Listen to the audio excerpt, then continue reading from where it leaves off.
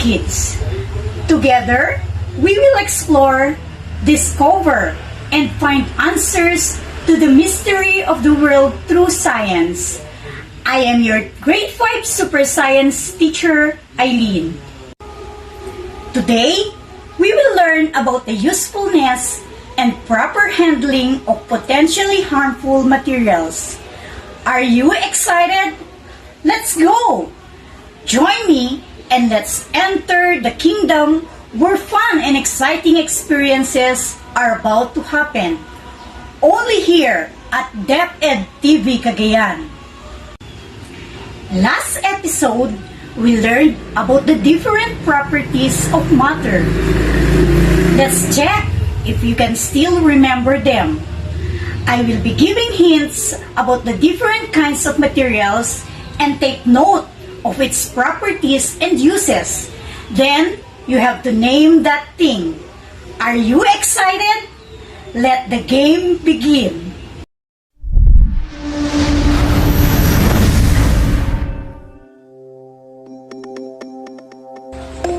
The first object is elastic, waterproof, and non-conductor of heat and electricity. So, it is used as insulator to wrap around handles and cooking pots. Can you name that thing? Go! Time's up! The answer is rubber. Did you get it right? Very good. The second object is hard and strong.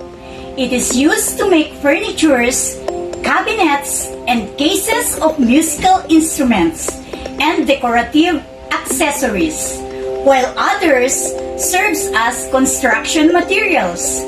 Can you name that thing? Go! Time's up! The correct answer is wood. Are you correct? Very good. The third object is made into jewelry due to their malleability and luster. Others use in making cooking pans and kitchen utensils, since they are good conductor of heat. Can you name that thing? Go! Time's up! The correct answer is metal. Did you name it right? Very good. The fourth object is made of various chemicals and it is known for its strength and flexibility. It is very useful in making containers, kitchenwares, toys, pipes, shopping bags, and even chairs and tables. Can you name that thing? Go! Time's up! The correct answer is plastic. Did you get it right? Great!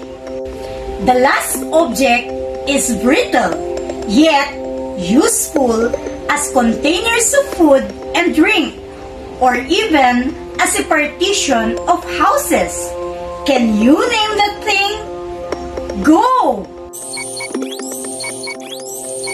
Time's up! If you answered glass, then you are correct! Perfect! I hope you are having so much fun. Oh, by the way, wait a minute, children. I think I forgot to do something which is very important. I need to go home. Do you want to go with me? Come! Finally, we're here! You know what, children? I went to the supermarket yesterday to buy these things. However, I forgot to store them in their proper places. Are you curious if what are they? Come, let's take a look. I have batteries, glass bottle, kitchen knife, liquid bleach, alcohol, and cough syrup. Do you think it is safe to put these things on top of the table where children can just play with them? Of course not. They should be properly stored and kept out of reach of children. Let's talk about them one by one. Together, let's identify their uses. When can they be harmful? Why can they be potentially harmful? And how they should be used or handled. First, batteries. What is the use of batteries? Batteries are used for supplying power to electronic gadgets. When can it be harmful?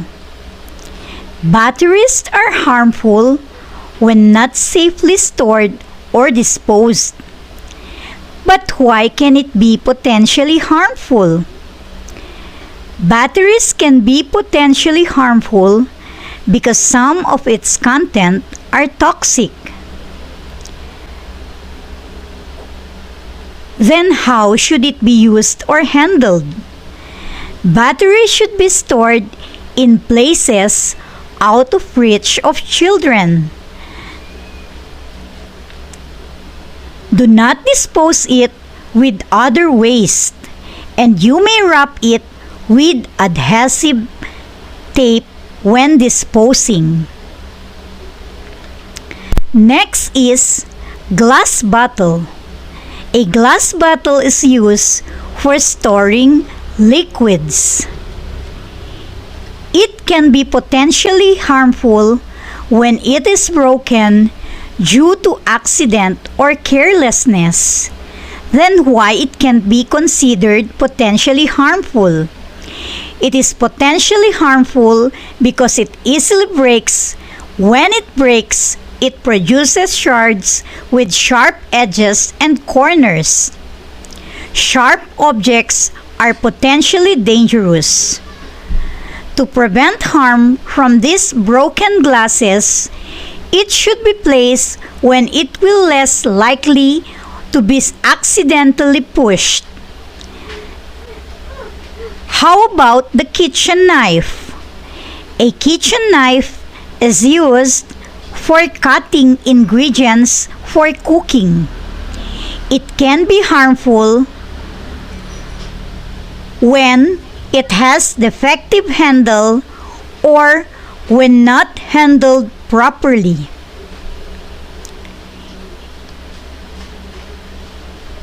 It can be potentially harmful because of its sharpness. Sharp objects are potentially dangerous. To prevent harm, it should always be kept out of reach of young children. Sharp objects are not safe to be played with.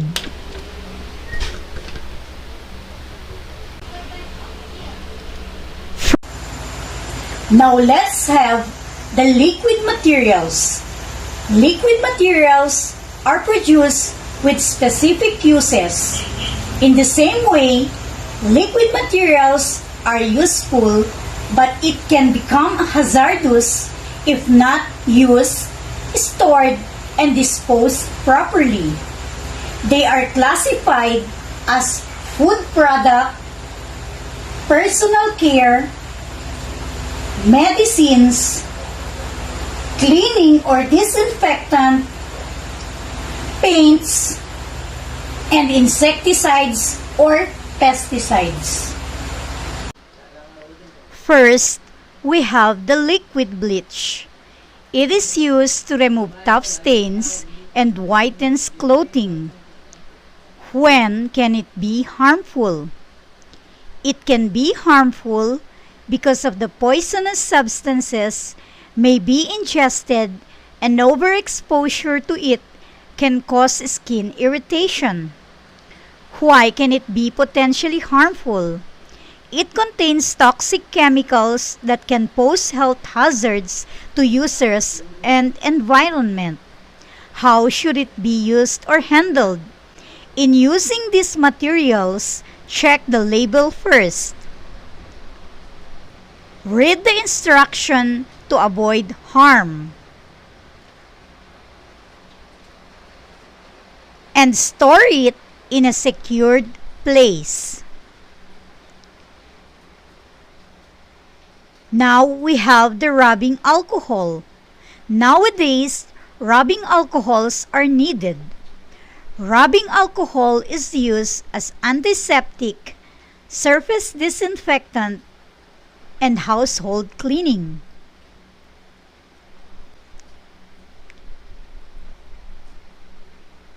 It can be harmful if accidentally ingested and if inhaled for a long period of time. It contains toxic substances which are poisonous and highly flammable. To prevent harm from using this, we should store it properly in a tightly closed container in a cool, dry, well-ventilated area and away from all possible sources of ignition. Lastly, we have the cough syrup. Cough syrup relieves cough. Improper use of this medication, like overdosage, may cause harm. It can be potentially be harmful because overdosage may result to serious harm such as brain damage, seizure, or even death. To avoid harm, we have to take doctor's advice to follow the directions on the product package for self-treating. You have just learned that useful products can be potentially harmful. In the same way, what we usually label as harmful products have specific usefulness, right? So much for that, children. Now, let's check if you have learned something today. Assess each of the following statement describing how products are used or handled.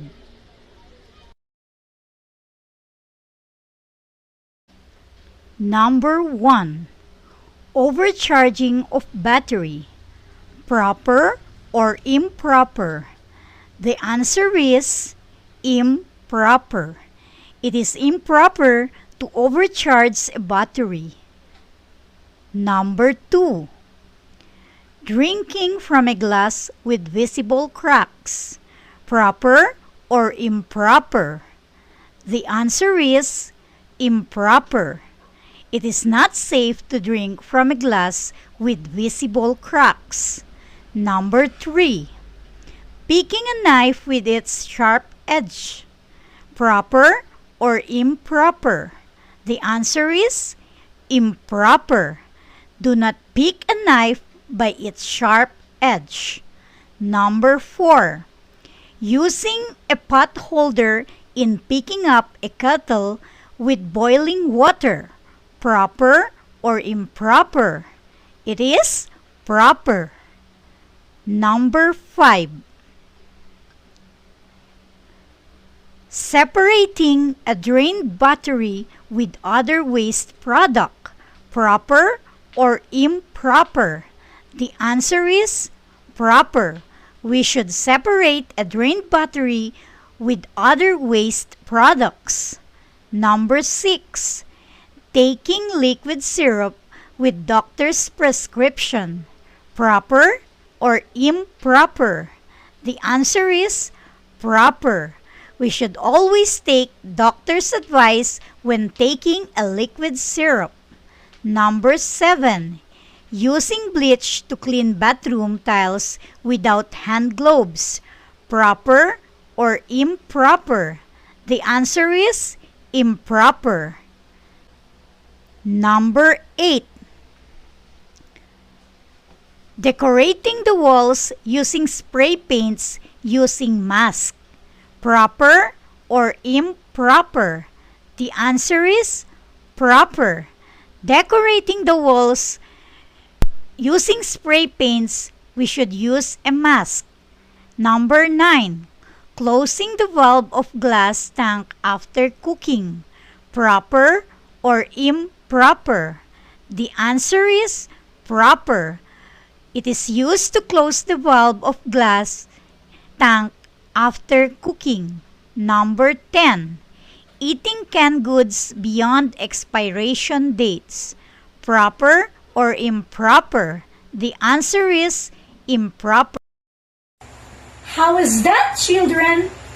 You should always remember and follow the proper ways of handling materials. For this, help me determine the usefulness, harmfulness, and ways to handle, store, or dispose them. The first object is the rubber band. It is used for binding multiple objects together. It is harmful when worn tightly under wrist, which may cut circulation. We should not wear it on the wrist for a long period of time. Second product is the milk. It gives our body nourishment and energy. It becomes harmful when spoiled milk may accidentally be ingested, which may cause stomach distress resulting in vomiting or diarrhea. How should we handle or store them? We should always check the expiration date. The third object is the hand soap. It gives good hygiene, which help prevent the spread of infection, illness, and viruses. If not used properly, it may cause allergy and other skin problems. Before applying any products to your body, check first the ingredients list or chemical uses for safety precautions. The fourth one is an insecticide.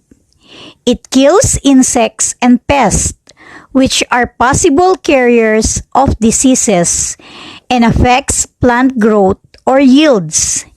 It can be harmful if it is accidentally ingested, and a frequent inhalation happens causes health hazards. The way to handle it is to follow the safety procedures stated. Wash hands after use and store it as directed in the product labels. Lastly, we have the paracetamol syrup. Paracetamol syrup treats illness and disease. It becomes harmful when abusive use of drugs happens, which lead to addiction. One should follow doctor's prescription, follow direction in the product package, and it should be kept in a medicine cabinet.